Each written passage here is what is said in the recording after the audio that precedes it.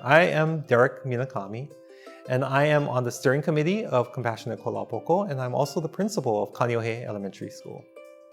Compassionate Kolaupoko is a collaborative initiative between the Kailua, Kalaheo, and Castle complexes of the Hawaii Department of Education, Windward Community College, and the Harold K. Castle Foundation.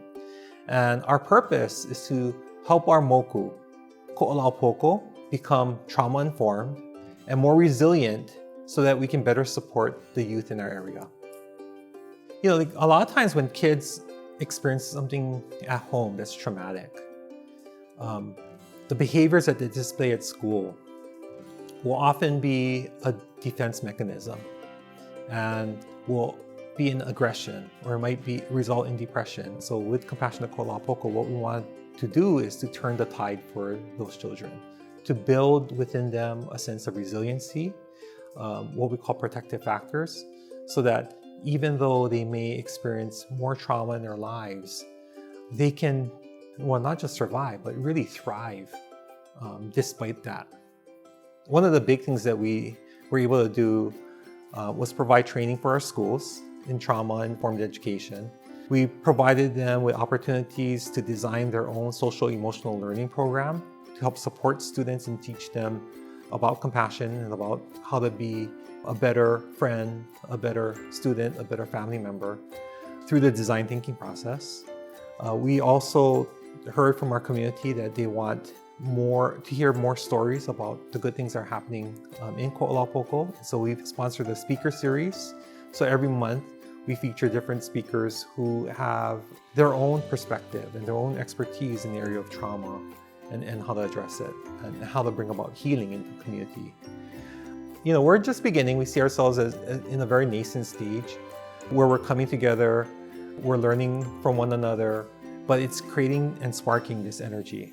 And we feel like we're building a momentum in the community in looking at and getting excited about how we can better help and work with each other to support the youth and to support our families. It's funny because Compassionate Kolaupoko is not a nonprofit. We're not a branch of the DOE. It's really just friends who have gotten together to say, hey, let's do something good for our community. Let's see if we can bring other people who just want to do good for our community together. It's more like a potluck party for our neighbors, and I think we really see our efforts and our volunteer work with this initiative more akin to that. It's really about creating a community movement. And so I really am thankful for our steering committee members. I'm thankful for our advisory council. I'm thankful for all of our volunteers who are making this effort happen. A lot of this would not have been possible without funding support and as well as technical support from the Novo Foundation, Education First, the Rockefeller Foundation, and we also have Nale Aloha Foundation who's been supporting our efforts as well. They really have helped guide us, help provide some resources so that we can bring people together and make sure that those conversations happen. If you think about, back at the farm, right? We bring our kids up to the farm and they prepare the lo'i, they plant the kalo. But the kalo that they plant, they will not eat. It's going to be the next generation of students that go to the farm that actually enjoy the fruits of that labor.